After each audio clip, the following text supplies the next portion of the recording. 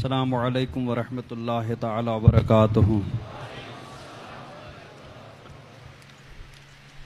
نحمده ونصلي ونسلم على رسوله الكريم وآله وصحبه الكرام أجمعين ومن تبعهم بإحسان إلى يوم الدين، أما بعد، فأعوذ بالله من الشيطان الرجيم، بسم الله الرحمن الرحيم۔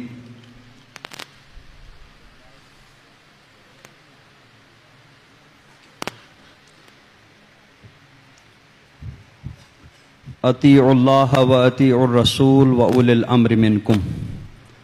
صدق اللہ مولانا العظیم وبلغنا رسولہ النبی الامین الکریم ونحن علی ذلک لمن الشاہدین والشاکرین والحمد للہ رب العالمین۔ آئیے سب سے پہلے اپنے آقا و مولا تاجدار مدینہ صلی اللہ تعالی علیہ وسلم کی بارگاہ بے کس پناہ میں درود شریف کا نذرانہ پیش کریں۔ پڑھیں بآواز بلند، اللہم صلی علی سیدنا محمد وعلی آل سیدنا محمد واصحاب سیدنا محمد وبارک وسلم علیہ۔ حضرات گرامی،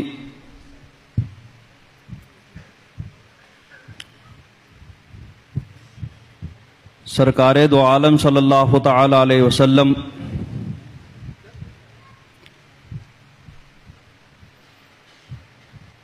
نے ارشاد فرمایا،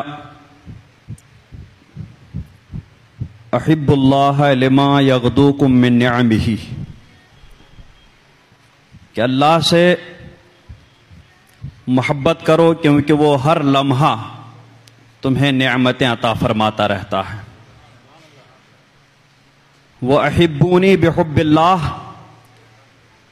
اور مجھ سے محبت کرو اللہ کی محبت کے خاطر۔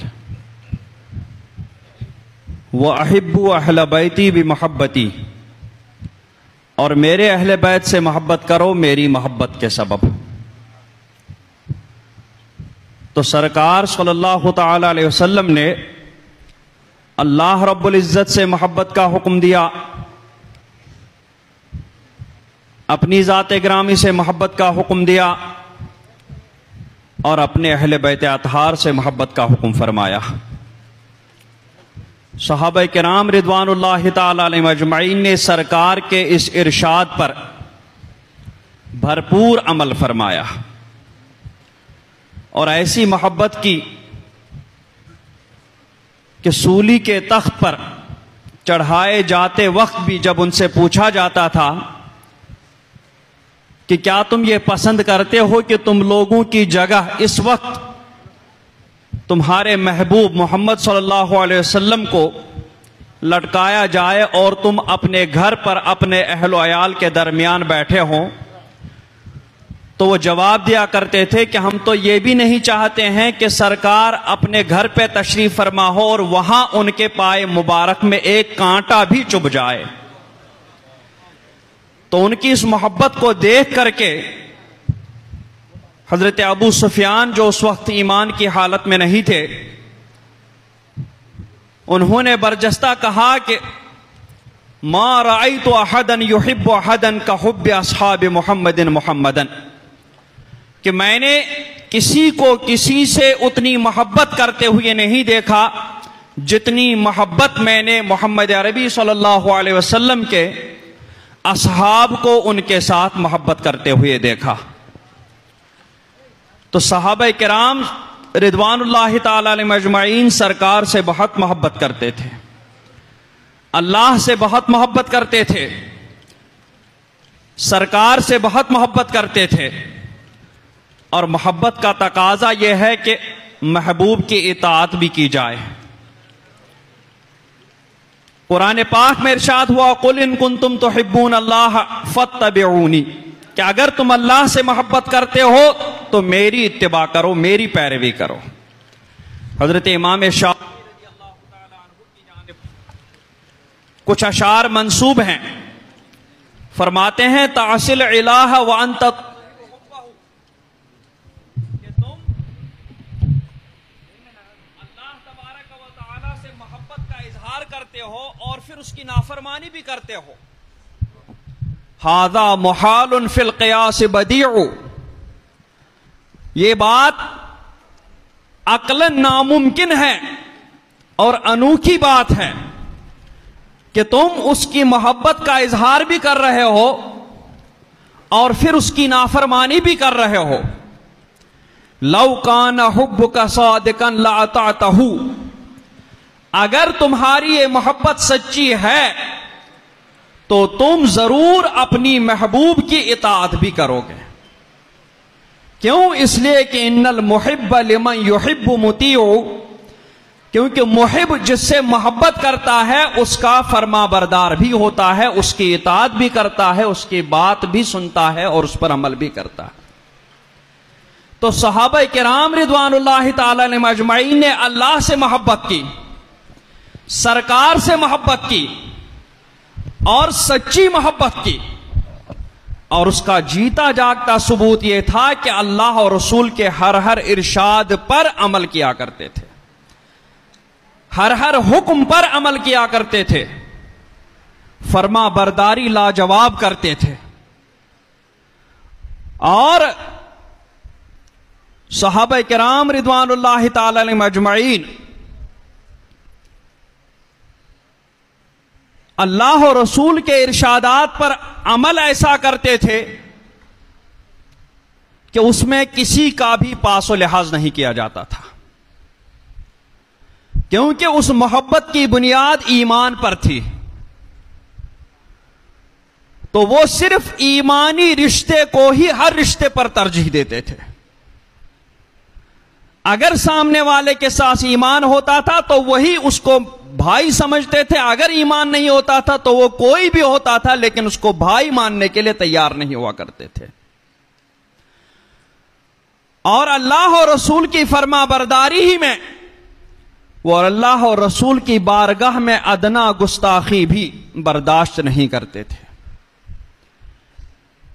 سرکار کے زمانے میں ہی صحابہ کرام رضوان اللہ تعالی علیہم اجمعین نے جس کو بھی سرکار کی بارگاہ میں ادنا بے ادبی کرتے ہوئے دیکھا، جس کو بھی سرکار کی بارگاہ میں ادنا گستاخی کرتے ہوئے دیکھا، اس کو زندہ نہیں چھوڑا، وہیں سر قلم کر دیا کرتے تھے. ایک یہودی اور ایک منافق میں جھگڑا ہوا. یہودی کو پتا تھا کہ سرکار کے پاس فیصلہ حق ہو گیا، اور یہودی جو علماء ہیں وہ رشوت لے کر کے کسی کے بھی حق میں فیصلہ کر دیتے ہیں، اور حق پر اس وقت اس معاملے میں یہودی تھا. یہودی اس منافق کو سرکار کی بارگاہ میں لے گیا. منافق چاہ رہا تھا کہ نہیں، یہودی عالم کے پاس جائیں، وہیں جا کر کے فیصلہ کرائیں، لیکن یہودی نے کہا کہ نہیں، سرکار کے پاس جا کر ہی فیصلہ کرنا. وہاں پہنچے، سرکار نے یہودی کے حق میں فیصلہ کر دیا، لیکن منافق اس فیصلے پر عمل کرنے کے لیے تیار نہیں ہوا، اور اس نے سوچا کہ فاروق اعظم کفار کے بارے میں بہت سخت ہیں، چلو انہی کے پاس فیصلہ کریں، وہ تو ان کی پہلی فرصت میں گردن اڑا دے گا. تو منافق نے یہودی سے کہا چلو فاروق اعظم کی بارگاہ میں. یہودی نے کہا کہ بھئی سرکار کی بارگاہ میں فیصلہ ہو چکا ہے، اب فاروق اعظم کی بارگاہ میں کیوں لے جائیں؟ لیکن منافق نے کہا کہ نہیں، چلو وہیں فیصلہ کر لیتے ہیں. تو یہودی نے کہا ٹھیک ہے چلو. فاروق اعظم کے بارگاہ میں پہنچے تو فاروق اعظم رضی اللہ تعالیٰ عنہ سے یہودی نے کہا کہ اس کا فیصلہ تمہارے نبی نے کر لیا ہے اور میرے حق میں کر لیا ہے. فاروق اعظم نے اس منافق سے پوچھا کہ کیا ایسی بات ہے؟ اس نے کہا ہاں، سرکار نے اس کا فیصلہ کیا. تو فاروق اعظم نے کہا ٹھیک ہے، میں بھی فیصلہ کر لیتا ہوں. ابھی اندر گئے، تلوار لی، بغیر کچھ پوچھے پاچھے اس منافق کی گردن وہیں پہ اڑا دی. وہ صرف اس لیے کہ اس منافق نے سرکار کے فیصلے پر رضامندی ظاہر نہیں کی، وہ سرکار کے فیصلے سے راضی نہیں ہوا، اور فاروق اعظم نے اس کو بہت بڑا گستاخ سمجھ کر کے اس کی گردن اڑا دی. وہ منافق کلمہ بھی پڑھ رہا تھا، ان کی نماز جنازے بھی پڑھائے جاتے تھے اس وقت میں. لیکن سرکار کی بارگاہ میں گستاخی کی، سرکار کے فیصلے پر راضی نہیں ہوا، تو فاروق اعظم نے کہا کہ جو سرکار کے فیصلے پر راضی نہ ہو اس کے لیے عمر یہی فیصلہ کر لیتا ہے۔ ادھر اس منافق کے جو رشتہ دار تھے وہ پہنچ گئے سرکار کی بارگاہ میں کہ عمر نے ایک کلمہ گو کو قتل کیا، ہمیں اس کا قصاص چاہیے۔ سرکار نے فرمایا کہ عمر کسی مسلمان کو قتل نہیں کر سکتے، عمر کسی مومن کو قتل نہیں کر سکتے۔ اتنی دیر میں فاروق اعظم بھی پہنچ گئے۔ ادھر اللہ تبارک و تعالی نے فاروق اعظم کی شان میں آیت کریمہ نازل فرمائی تھی اور سرکار کی تائید فرمائی تھی۔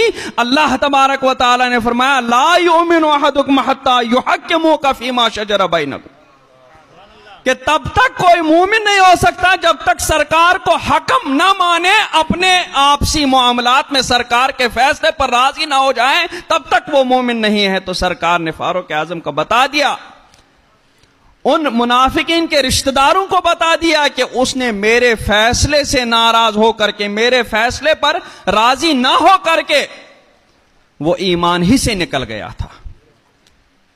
اسی طریقے سے کعب ابن اشرف یہودی منافق بھی تھے، وہ منافق بھی وقتاً فوقتاً سرکار کی بارگاہ میں گستاخی کرتے تھے، بے ادبی کرتے تھے۔ تو سرکار صلی اللہ علیہ وسلم کے صحابہ کرام نے چن چن کر کے ایک ایک کو قتل کر دیا تھا۔ تو گستاخان رسول کے ساتھ صحابہ کرام کا یہ طریقہ ہوتا تھا۔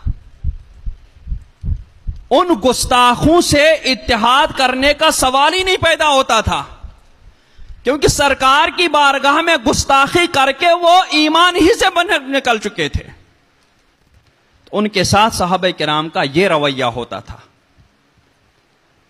یہ صحابہ کرام کی زندگی کی تصویر کا ایک رخ تھا، اور اس سے پتہ چلتا ہے کہ گستاخوں کے ساتھ کسی بھی بات پر، کسی بھی صورت میں اتحاد نہیں کیا جا سکتا۔ اتحاد ایک ہونے کو کہتے ہیں۔ جب وہ لوگ گستاخ ہو چکے ہیں اور پھر ہم لوگ سرکار کی بارگاہ کے محب ہیں، تو پھر محبت اور عداوت ایک ساتھ جمع کیسے ہو سکتی ہے؟ جس کو اللہ رب العزت نے الگ الگ کر دیا اس کو کون ایک کر سکتا ہے؟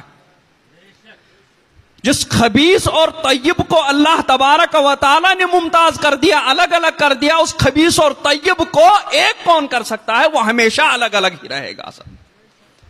تو صحابہ کرام نے اپنے عمل سے بتا دیا کہ گستاخوں کے ساتھ کسی بھی صورت میں اتحاد ہو ہی نہیں سکتا ہے۔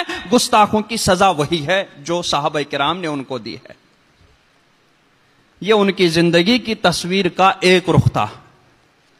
اب اتحاد پہ آ جائیں، ان کی زندگی مبارک کی تصویر کا دوسرا رخ۔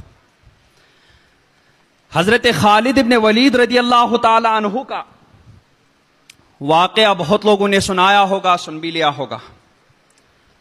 فیلڈ مارشل ایسے کہ آج تک دنیا میں ایسا فیلڈ مارشل پیدا ہی نہیں ہوا۔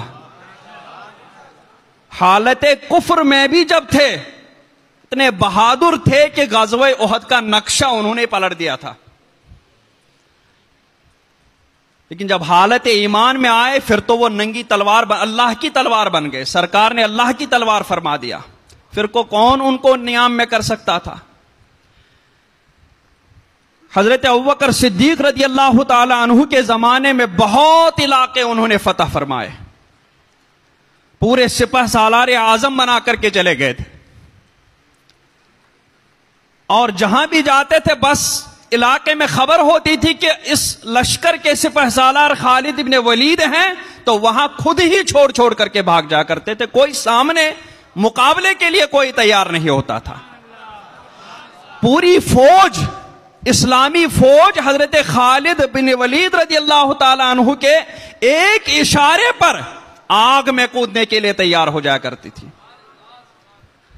ایسی مطیع اور فرما بردار فوج حضرت خالد بن ولید کے ماتحت تھی۔ لیکن جب حضرت صدیق اکبر کا وصال ہوا اور حضرت فاروق اعظم رضی اللہ تعالی عنہ کا دور حکومت آیا، تو حضرت فاروق اعظم رضی اللہ تعالی عنہ نے اپنے دور حکومت میں آنے کے بعد حضرت ابو عبیدہ ابن جراح رضی اللہ تعالی عنہ کو سپہ سالار بنایا، منتخب فرمایا، اور فوج سرحد پر ہی تھی۔ حضرت خالد ابن ولید رضی اللہ تعالی عنہ کی ماتحتی میں ہی سرحد پر جہاد میں مصروف، اور ایسی حالت میں اعلان ہوا کہ نہیں، اب حضرت خالد ابن ولید رضی اللہ تعالی عنہ یہ لشکر کے سپہ سالار نہیں ہیں بلکہ ایک سپاہی اسلام ہیں، اور لشکر کے سپہ سالار حضرت ابو عبیدہ ابن جراح امین الامت رضی اللہ تبارک و تعالی عنہ ہیں۔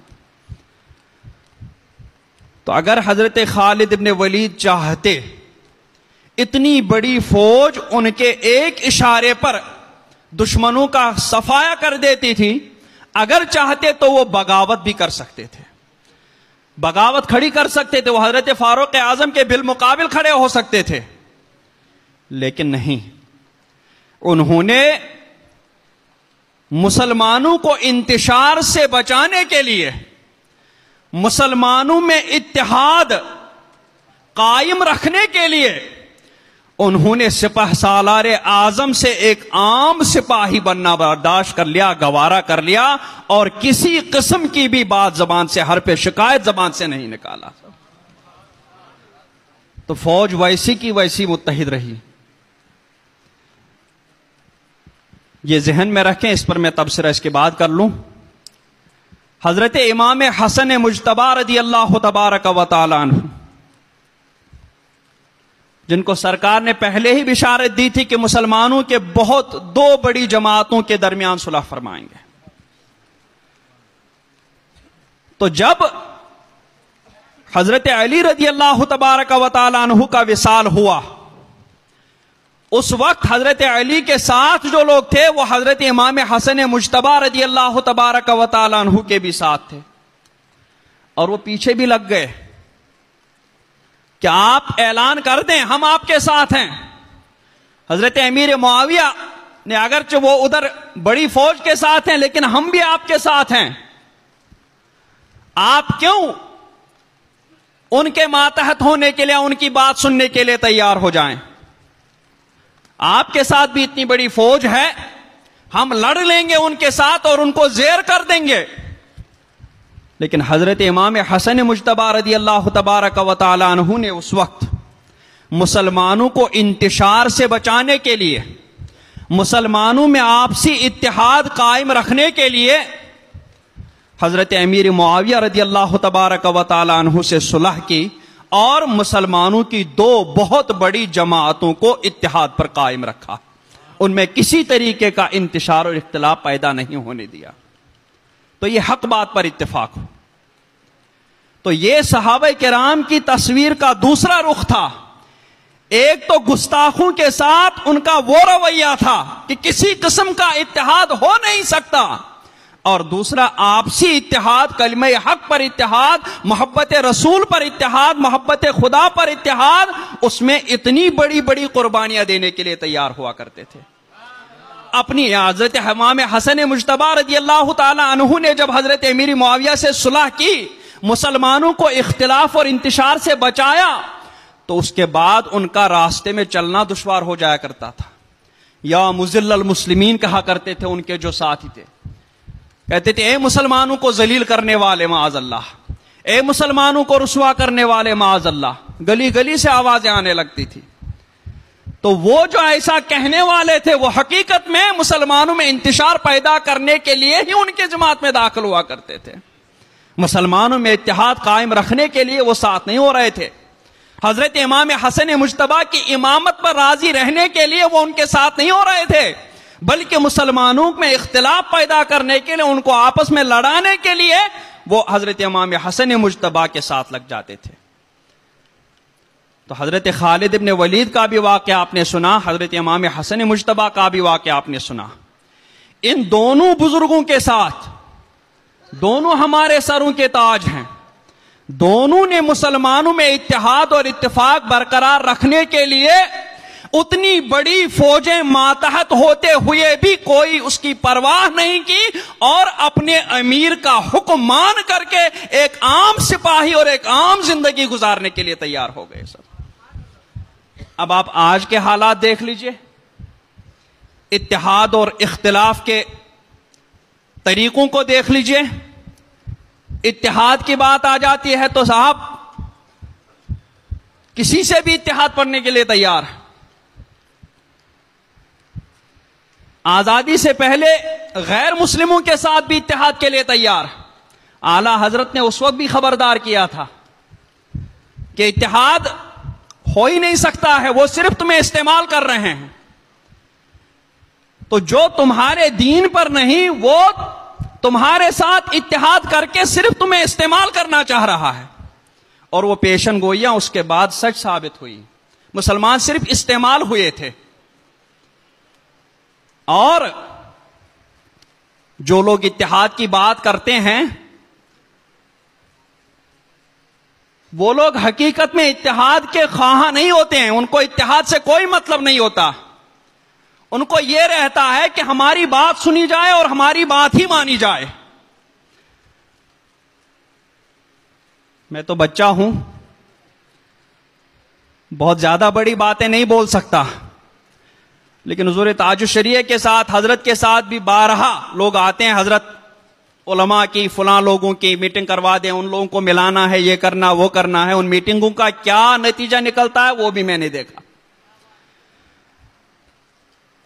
اخلاص کے ساتھ کوئی میٹنگ میں شرکت نہیں کرتا، بلکہ اس نیت سے آتا ہے کہ میں جو مشورہ دوں بس اسی پر عمل کیا جائے، میں جو بات کہوں بس وہی بات مانی جائے۔ کیوں؟ اس لیے، اور ایسا کس لیے سوچتا ہے؟ کیونکہ ہر ایک کے ساتھ، یعنی علماء میں سے بہت سارے اور جو جاہل پیر ہیں یا جو پڑھے لکھے پیر ہیں، جو بھی پیروں کے نام پر آتے ہیں، ان کے ساتھ ان کا ایک جتھا موجود رہتا ہے، ایک جماعت پیچھے پیچھے رہتی ہے، انہی پر اکڑ کرتے ہوئے، انہی پر فخر کرتے ہوئے وہ یہ سوچتے ہیں نہیں بس ہماری بات مان لی جائے، اگر ہماری بات رد کر دی گئی تو ہم اپنے جدے میں شرمسار ہو جائیں گے، ہم رسوا اور ذلیل ہو جائیں گے۔ تو صرف اپنی عزت کی فکر ہوتی ہے، مسلمانوں کے آپسی اتحاد اور اتفاق کی کوئی پرواہ نہیں ہوتی ہے ان کو۔ نہ وہ اس نیت سے میٹنگیں کراتے ہیں، نہ وہ اس نیت سے شرکتیں کراتے ہیں۔ اعلی حضرت علیہ رحمت و رضوان سے بھی 2 پیڑھی پہلے حضرت علامہ رضا علی خان، علامہ نقی علی خان، اعلی حضرت امام احمد رضا خان اور حضور حجت الاسلام حامد رضا خان، حضور مفتی اعظم مصطفیٰ رضا خان، حضور تاج الشریعہ اختر رضا خان علیہ رحمت و رضوان آج 300 سال سے لوگوں کو اللہ کی بارگاہ میں، رسول کی بارگاہ میں، صحابہ کرام کی بارگاہ میں، اولیاء کرام کی بارگاہ میں پہنچا رہے ہیں۔ کسی بھی آدمی کو ان بارگاہوں سے نہیں ہٹا رہے ہیں، بلکہ ان بارگاہوں کی محبت لوگوں کے دلوں میں پیدا کر کے ان کے آداب سکھاتے ہیں، ان میں کسی قسم کی بے ادبی سے بچاتے ہیں۔ تو جب ایسی بات ہے تو پھر نقطہ اتحاد ایسے جگہ کی قیادت قبول کرنے میں کون سی اڑچن آ رہی ہے، کون سی رکاوٹ آ رہی ہے؟ کیا کبھی ان لوگوں نے آپ کو ایمان سے خارج کیا؟ اللہ کی بارگاہ میں گستاخی کے لیے کہا، سرکار کی بارگاہ میں گستاخی کے لیے کہا، کسی بھی ولی کی محبت میں کمی کرنے کے لیے کہا کہ یہ فلاں سلسلے کے بزرگ ہیں ان کی محبت کم کرو، یہ ہمارے سلسلے کے بزرگ ہیں ان سے محبت زیادہ کرو؟ نہیں، محبت تو دلوں کا نام ہے، سب سے محبت کرو، سب کی بارگاہ میں ادب رکھو۔ اعلی حضرت کی خود کی طبیعت مائل رہتی غوث پاک رضی اللہ تعالیٰ عنہ کی جانب، خود فرماتے ہیں کہ میں ایسا لکھتا تھا، میں خود نہیں لکھتا تھا بلکہ ایسا لگتا کہ غوث اعظم لکھوا رہے ہیں۔ نعرہ تکبیر، خواجہ نعرہ رسالت، مسلک اعلی حضرت۔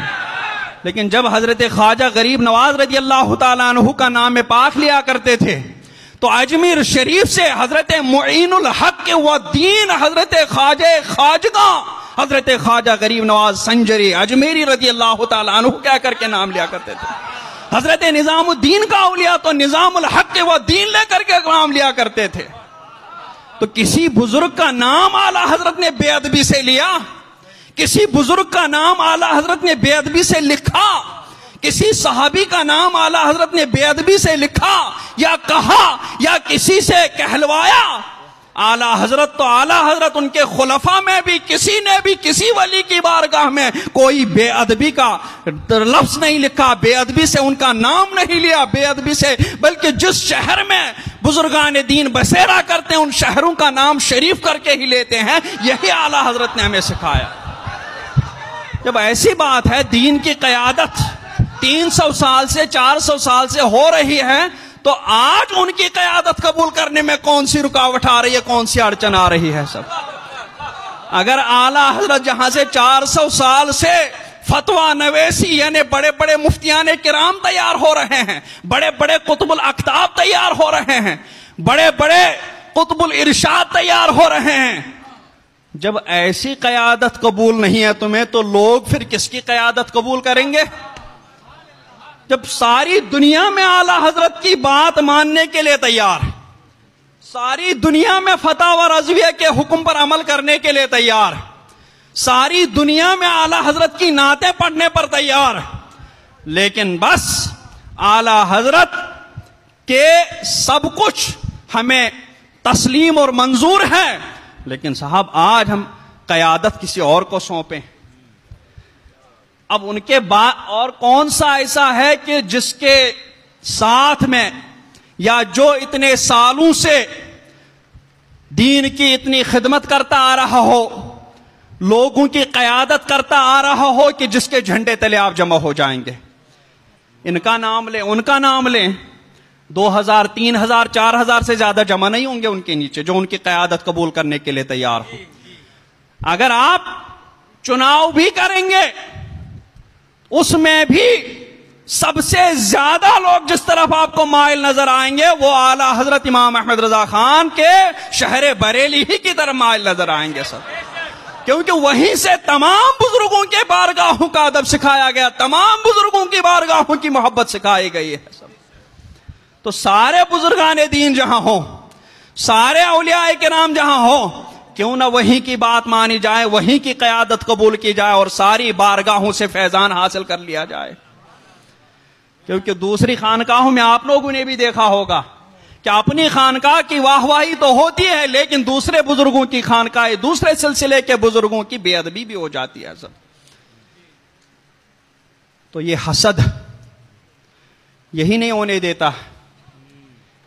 یہودیوں کی قرآن پاک میں جتنی تفصیل سے اللہ نے ذکر فرمایا اتنی کسی اور امت کے بارے میں ذکر نہیں فرمایا۔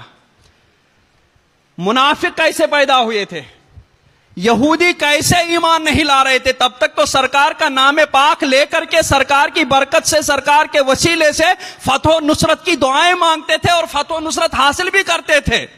فلما جاءہم ما عرفوا کفروا بہ، لیکن جب سرکار تشریف لائے بنفس نفیس تو سرکار کے ساتھ کفر کیا، ایمان نہیں لایا۔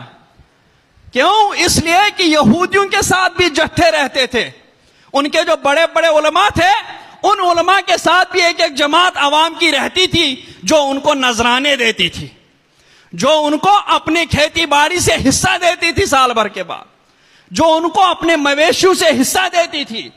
ان کو یہی خطرہ تھا کہ اگر ہم نے محمد عربی کی قیادت قبول کر لی تو ہمارا نذرانہ ختم ہو جائے گا، ہمارے یہ لوگ بھی سرکار کی قیادت قبول کر کے سرکار کی غلامی میں آ جائیں گے، پھر ہم کیا کریں گے؟ ہم تو سردار سے نیچے اتر جائیں گے۔ اپنی سرداری کا خیال رکھ کر کے، اپنے لوگوں کے فوقیت کا خیال رکھ کر کے ان لوگوں نے سرکار پر ایمان نہیں لایا، سرکار کی قیادت قبول نہیں کی۔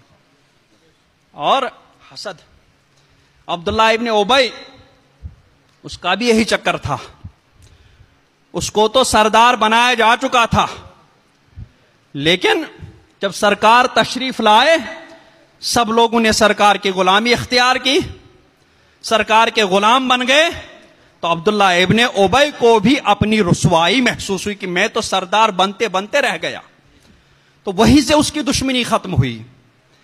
ایک خالد ابن ولید تھے جنہوں نے اپنی سرداری تیاگ دی تھی اسلام میں اتحاد اور اتفاق کو قائم رکھنے کے لیے، اور ایک یہ لوگ تھے صرف اپنے چند لوگوں میں اپنی سرداری برقرار رکھنے کے لیے وہ ایمان سے ہاتھ دھو بیٹھے، وہ ایمان قبول نہیں کیے۔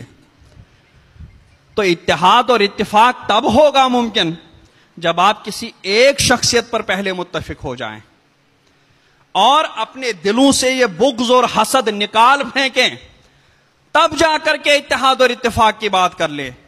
تبھی آپ حقیقت میں مسلمانوں کو اختلاف سے بچانا چاہتے ہیں، ورنہ اسٹیجوں پر، اخباروں میں، سوشل میڈیا میں بڑی بڑی باتیں کہہ دیتے ہیں لوگ، اتحاد کرنے کی ضرورت ہے، اتفاق کرنے کی ضرورت ہے۔ اتحاد کرو، ویسا اتحاد جیسا صحابہ کرام نے آپس میں کیا تھا کہ اپنی سرداریاں سب تیاگ کر کے لوگوں کی ملامتیں برداشت کی، لوگوں کی ایذائیں برداشت کی، لیکن ان سب چیزوں کی پرواہ نہ کر کے مسلمانوں کو اتحاد اور اتفاق سے رکھا، انتشار و اختلاف سے بچایا۔ اور آج تک یہ تجربہ بھی ہے۔ وہ پہلے کا زمانہ تو تھا ہی، آزادی سے پہلے کا زمانہ، بعد میں بھی جگہ جگہ دیکھا، چونکہ تعداد تو سنیوں کی زیادہ ہے، اگر عقیدے سب کے ایک ساتھ رکھے جائیں کہ یہ غیر مقلدین کا عقیدہ ہے، یہ سنیوں کا عقیدہ ہے، یہ دیوبندیوں کا عقیدہ ہے، سارے عقیدے ایک ساتھ رکھے جائیں، پھر عوام کو کہا جائے بھائی تم اس میں سے کن کو چن لو گے، تو یقین سے اس بات میں کہہ سکتا ہوں کہ اس میں سنیوں کے عقیدوں کو ہی چن لیں گے، کیونکہ اتنے صاف و شفاف ہے کہ قرآن و حدیث سے سر منہ بھی ادھر ادھر نہیں ہے سب۔ تو اب تجربہ یہی بتا رہا ہے کہ آج تک سنیوں کے ساتھ جو بھی اتحاد و اتفاق کے نام پر کیا گیا تو صرف سنیوں کو استعمال کرنے کے لیے کیا گیا، اور پھر جو ہی وہ رتبہ ملا، جس رتبے کو حاصل کرنے کے لیے، جس پوزیشن کو حاصل کرنے کے لیے لوگوں کو بھڑکایا چلو اتحاد و اتفاق کے ساتھ آگے بڑھے، جب وہ پوزیشن حاصل ہوئی تو سنیوں کو خدا حافظ، سنیوں کو کنارہ، کوئی عہدہ نہیں، کوئی کسی قسم کا وہ نہیں سب۔ ایک تو یہ ہے کہ ان کے ساتھ کوئی اتحاد ہوگا بھی نہیں، اور اگر جاہلوں کے طور پر کیا بھی گیا، کچھ مصلحت پسندوں کے طور پر کیا بھی گیا، تو ان کا بھی نتیجہ یہ ہوا کہ اگر اتحاد و اتفاق سے مسجد بنائی گئی تو صاحب وہ بھی ان کے قبضے میں چلی گئی، اتحاد اور اتفاق سے مدرسہ بنا گیا وہ بھی ان کے اتفاق میں چلے گئی، اتحاد اور اتفاق سے اگر بورڈ بنایا گیا، مسلم پرسنل لا بورڈ، وہ بورڈ بھی آخرکار انہی کے ہاتھوں میں چلا گیا سب۔ تو یہ اتحاد اور اتفاق کرنے والے، اور ان میں سے کوئی اتحاد و اتفاق کی بات نہیں کرتا ہے، کریں گے تو اپنے ہی کرتے ہیں۔ ارے جب تم اپنی قیادت قبول کرنے کے لیے تیار نہیں ہو، خانقاہوں کا جو حال ہے تم خود بھی جانتے ہو، تم کس خاندان کے نیچے، کس خانقاہ کے نیچے تم لوگ اتحاد کراؤ گے لوگوں کا؟ اگر اتحاد اور قیادت کی بات ہی ہے تو جو خاندان برسوں سے قیادت کرتا آ رہا ہے، رہنمائی کرتا آ رہا ہے، آج وہاں پر کون سی ایسی بات آ گئی کہ جس کی وجہ سے قیادت یا مرکزیت یا اتحاد اتفاق کو وہاں سے ہٹا کر کے دوسری جگہ منتقل کرنے کی ضرورت پڑی؟ کیا کسی اور درگاہ پہ لے چلیں گے جہاں رافضی ہی رافضی ملیں گے؟ کسی اور درگاہ پہ لے چلیں گے کہ جہاں، کسی خانقاہ پہ لے چلیں گے کہ جہاں گستاخی گستاخ ملیں گے؟ کوئی گستاخ رسول ہے تو کوئی گستاخ صحابہ ہے تو کوئی گستاخ اولیاء ہے۔ کس خانقاہ کے زیر نگین آپ اتحاد کروائیں گے؟ کس خاندان کے نیچے آپ لوگ قیادت کروائیں گے؟ وہاں سے آپ کی قیادت تو ہوگی، وہ آپ کو بے شک لے جائیں گے، لیکن جنت کی طرف نہیں، وہ آپ کو جہنم کی طرف دھکیل دیں گے سب۔ اور بریلی سے آپ کو پہنچایا جائے گا تو غوث پاک کی بارگاہ میں پہنچایا جائے گا، خواجہ صاحب کی بارگاہ میں پہنچایا جائے گا۔ نمبر شماری کرو گے تو خواجہ صاحب کے عرس میں سب سے زیادہ تعداد بھی بریلی شریف ہی کے لوگوں کی مل جائے گی سر۔ حضرت نظام الدین اولیاء کے عرس کو دیکھو گے، جس بزرگ کے عرس کو دیکھو گے، وہاں پر سب سے زیادہ تعداد تمہیں انہی لوگوں کی نظر آئے گی جو لوگ بریلی کی قیادت کے تحت چل رہے ہیں، جو لوگ بریلی کو مرکز مان کر کے چل رہے ہیں سر۔ تو یہ اتحاد و اتفاق کی بات نہیں ہے، یہ حسد اور جلن ہے جو ان سے بلوایا جا رہا ہے۔ اتحاد و اتفاق کر لیں بھائی، کس پر کرو گے تم؟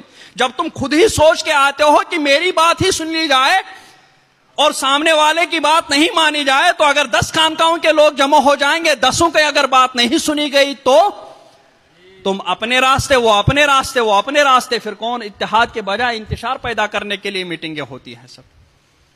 سرکار نے فرمایا قیامت کی نشانی ہے کہ ہر شخص اپنی رائے کو ہی پسند کرے گا، اپنی رائے کو ہی مانے گا، خود پسند ہوگا۔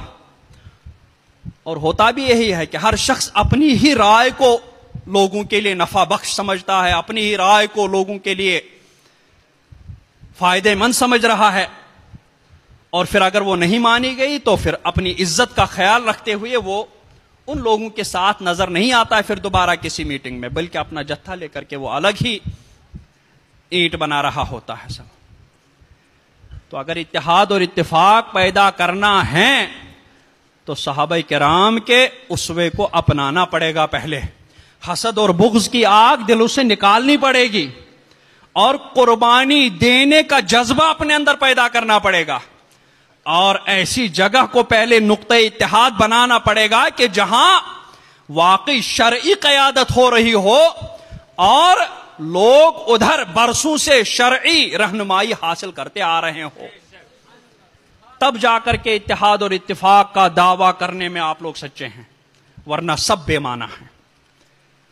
اللہ تبارک و تعالی ہمیں، سرکار نے فرمایا، حدیث شریف میں ہے کہ سرکار نے ایک واعظ فرمایا، نصیحت فرمائی، ایسی نصیحت فرمائی کہ لوگوں کی آنکھوں سے آنسو جاری ہو گئے، آنسو ہی نہیں رک رہے ہیں، دل ڈر گئے، خوف میں مبتلا ہو گئے، ایسی کیفیت طاری ہوئی کہ بیان نہیں کی جا سکتی۔ ایسے میں ایک صحابی نے ہمت کر کے سرکار کی بارگاہ میں عرض کیا کہ سرکار ایسا لگ رہا ہے کہ آپ تشریف لے جانے والے ہیں، اس طریقے سے آپ ہمیں نصیحت کر رہے ہیں،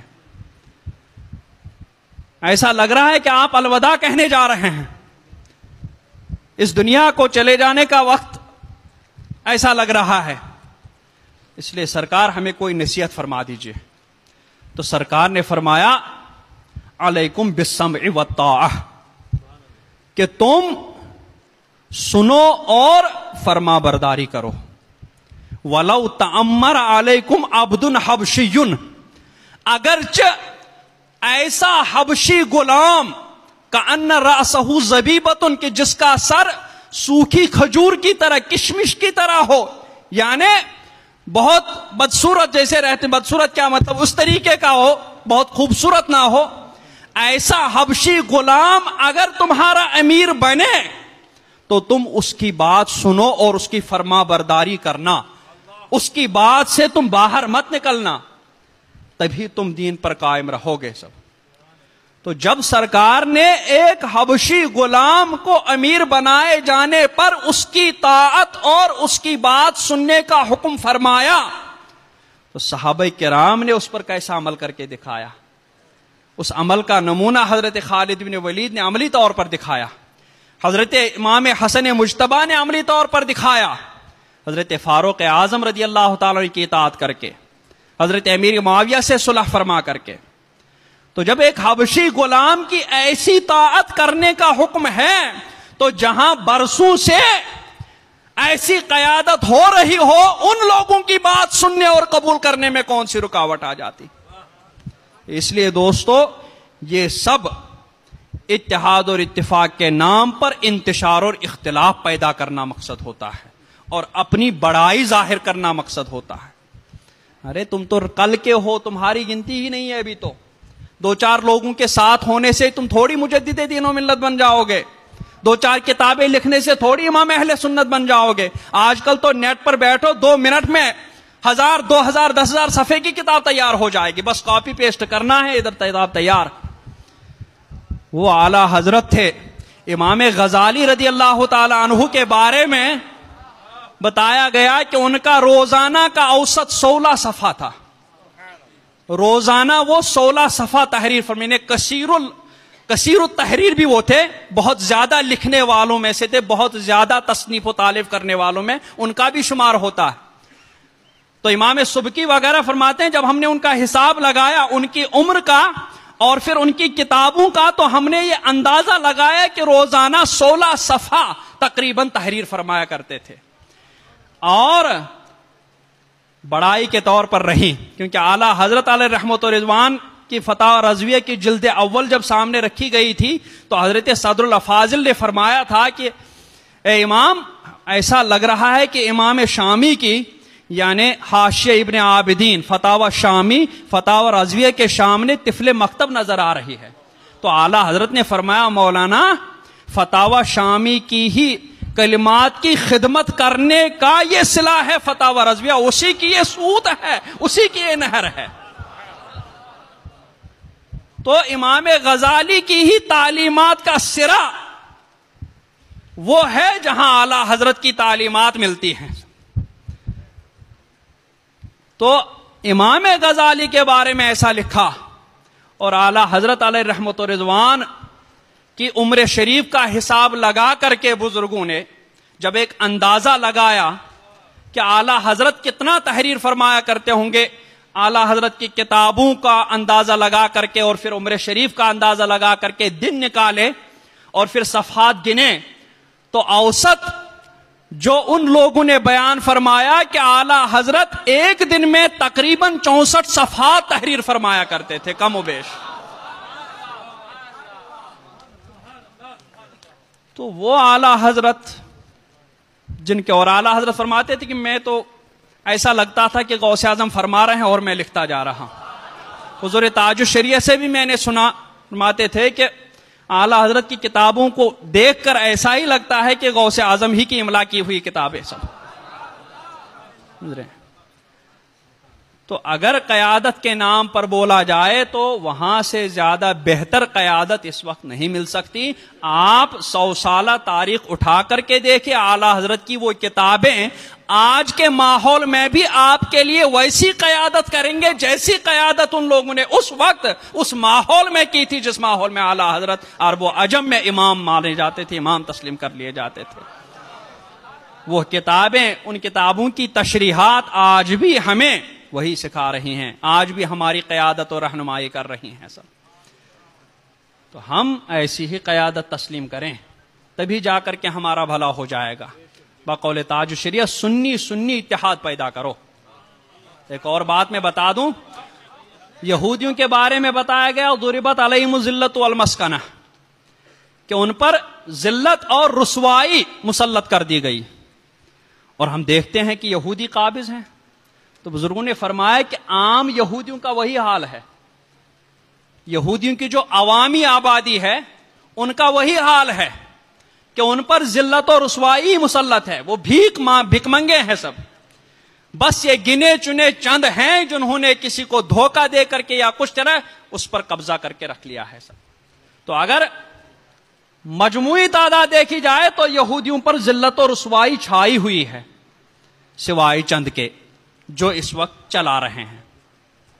تو یہی حال، یا بلا تشبیہ کہہ لیں کہ تعداد کی کثرت سنیوں کی ہے، اور یہ بات بد مذہبوں کو معلوم ہے کہ ہم اگر جائیں گے تو چند ہی گنے چنے رہ جائیں گے ہم. اس لیے اتحاد و اتفاق کے نام پر یا کسی اور چیز کے نام پر، دین کے نام پر، محبت رسول کے نام پر، عشق رسول کے نام پر، تحفظ ناموں سے رسالت کے نام پر اگر سنیوں کو اپنے ساتھ لے جا کر کے آگے بڑھنا ہے تو ان چیزوں کو استعمال کر کے پھر سنیوں کو استعمال کر کے تم آگے بڑھ سکتے ہو اور پوزیشنیں حاصل کر سکتے ہو. سنیوں کے بغیر تم کچھ نہیں کر سکتے ہو، یہ وہ بھی جانتے ہیں. اس لیے وہ لوگ سنیوں سے اتحاد و اتفاق کی باتیں کرتے ہیں. اور پھر اس کے بعد عوام تو کلا نام ہے ہی ہے، پھر جب ان کا مطلب نکل آتا ہے تو پھر عوام خدا حافظ. تو اس لیے تم لوگ آپس میں اتحاد و اتفاق پیدا کر لو. ہماری اتنی تعداد ہے کہ کسی اور سے اتحاد اتفاق کرنے کی ضرورت ہی نہیں ہے ہمیں. اگر ہم صرف اپنا اتحاد کر لیں، اپنے حسد، بغض، عداوت سب چیزوں کو چھوڑ کر کے محبت رسول، عشق رسول، ادب رسول کے نام پر اتحاد اور اتفاق کر لیں تو پھر کوئی طاقت ہمیں روک نہیں سکتی ہے. ہماری تمام ڈیمانڈیں، ہماری تمام جو بھی کوتاہیاں کمی ہے سب دور کر سکتے ہیں اور اپنی بات ہم منوا سکتے ہیں. لیکن ہمیں بھی ان باتوں سے کوئی مطلب رہتا نہیں ہے، ہم بھی ان کے جہل میں آ جاتے ہیں، اور ہمارے اچھے اچھے لوگ، اپنے آپ کو عقل مند سمجھنے والے لوگ جو سب سے بڑے بے عقل ہوتے ہیں، ان کے ساتھ لگ جاتے ہیں اور سوچتے ہیں کہ ان کے بغیر ہم کچھ نہیں کر پائیں گے، حالانکہ حقیقت یہ ہے کہ وہ لوگ ہمارے بغیر کچھ نہیں کر پائیں گے سب۔ لیکن الٹی سمجھ کو کیا کرے، سمجھ رہے ہیں کہ اگر ہم ان کے ساتھ نہیں چلے تو ہم لو ہو جائیں گے، ہم نیچے کی طرف چلے جائیں گے۔ نہیں، ایسا نہیں ہو سکتا۔ اللہ کی مدد جن کے ساتھ ہے وہی آگے بڑھیں گے، وہ چاہے کم ہو یا زیادہ ہو، وہاں کثرت اور قلت سے کوئی مطلب نہیں ہے، اللہ کی مدد سے مطلب ہے کہ اللہ کی مدد جدھر ہے وہی کامیابی ہے، وہی کامرانی ہے سب، اور وہ الحمدللہ ہم سنیوں کے ساتھ ہے سب۔ اللہ تبارک و تعالی ہمیں حقیقی اتحاد و اتفاق اپنے اندر پیدا کرنے کی توفیق عطا فرمائے، اور ہمیں بد مذہبوں سے دور و نفور رکھے، ان کی صحبتوں سے ہمیں بچائے، ان کے میل جول سے ہمیں بچائے، ان کے دام فریب سے ہمیں بچائے اور ان سے ہمیں دور رکھے، اور ہمیں آپسی اتحاد اور اتفاق، آپسی محبت و الفت کرنے کی توفیق رفیق عطا فرمائے۔ وصلی اللہ تعالی علی خیر خلقہ محمد وعلی آلہ وصحبہ اجمعین برحمتک یا ارحم الراحمین۔